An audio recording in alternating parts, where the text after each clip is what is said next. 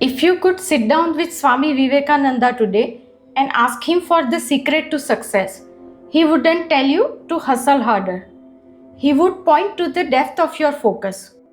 But if you ask him, should I check my horoscope for luck? His answer might shock you.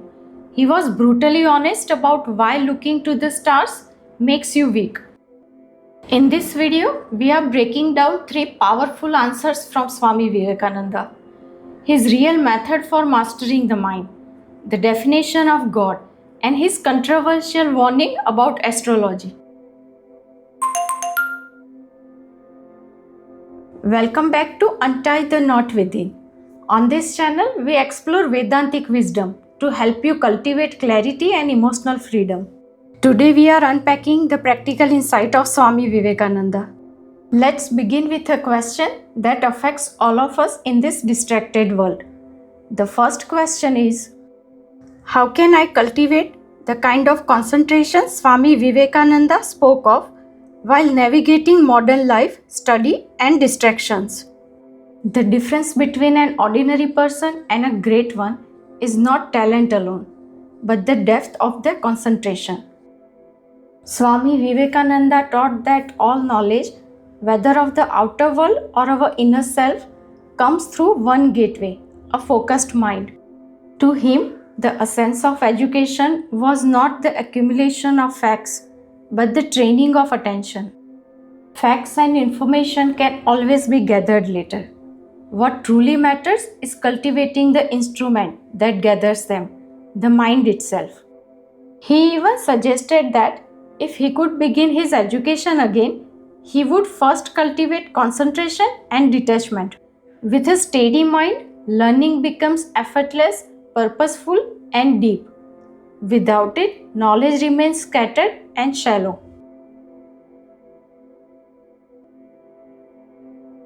But there is an important distinction we need to understand: the difference between forced concentration and natural attention.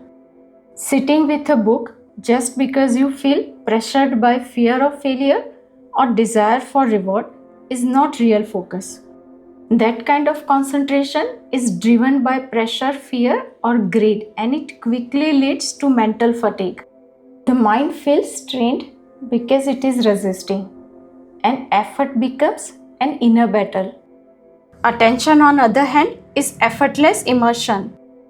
It is like being with someone or doing something you genuinely enjoy. There is no force, no inner conflict.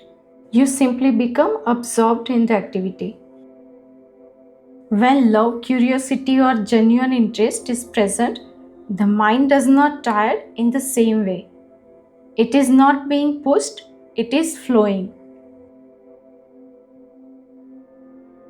True learning and true greatness do not arise from tense effort, but from a state of absorbed attention.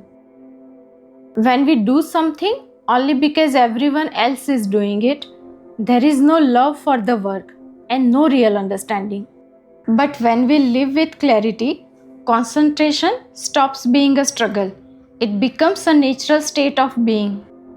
And that love comes from understanding, not from blindly following others. Once you develop that natural attention we just spoke about, the next logical question is, where do you direct it? Is God a person sitting in the sky watching us, or is God a living presence within us? Vivekananda did not reject the idea of a personal God. He understood that for many, devotion is a beautiful path, but he wanted us to grow up. He did not want us to stay as children begging for favors. He wanted to introduce us to Advaita, the non-dual ultimate truth. The shift from begging to being.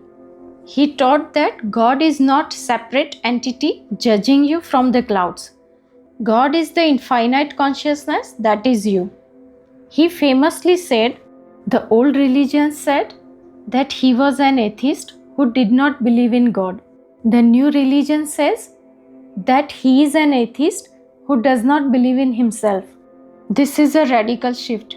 If you see God only as a person outside of you, you remain small, you remain weak. But if you see God as pure consciousness, your own higher self, you become powerful. When you strip away your name, your job, your anxieties, and your body, what is left? The pure spark of awareness. That is what he called the Atman, or the self. So, how do we apply this?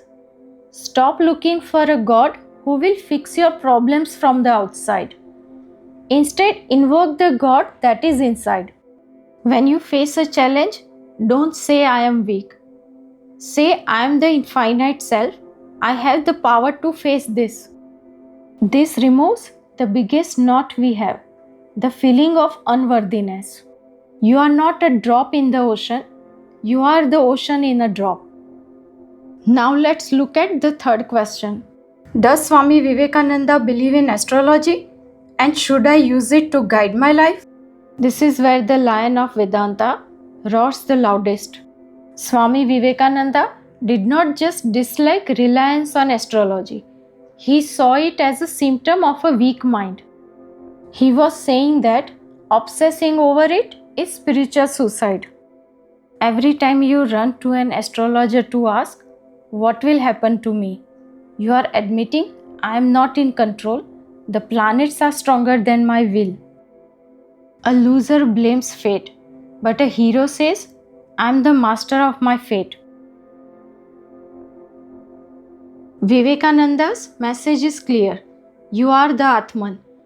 A dead rock floating in space cannot dictate the life of the living spirit unless you let it. So untie the knot of superstition. Let go of blind beliefs. Stop looking to science and predictions. Every bit of strength you are looking for is already inside you. So to summarize Vivekananda's blueprint for a powerful life, concentrate not through force, but by understanding and developing genuine love and interest in what you do. Realize that God is not a distant judge, but the power and consciousness within you. Let go of the weakness of superstition and take responsibility for your own destiny. If you found value in this, please like and subscribe so this wisdom reaches more people. And tell me your favorite quote of Swami Vivekananda in the comments.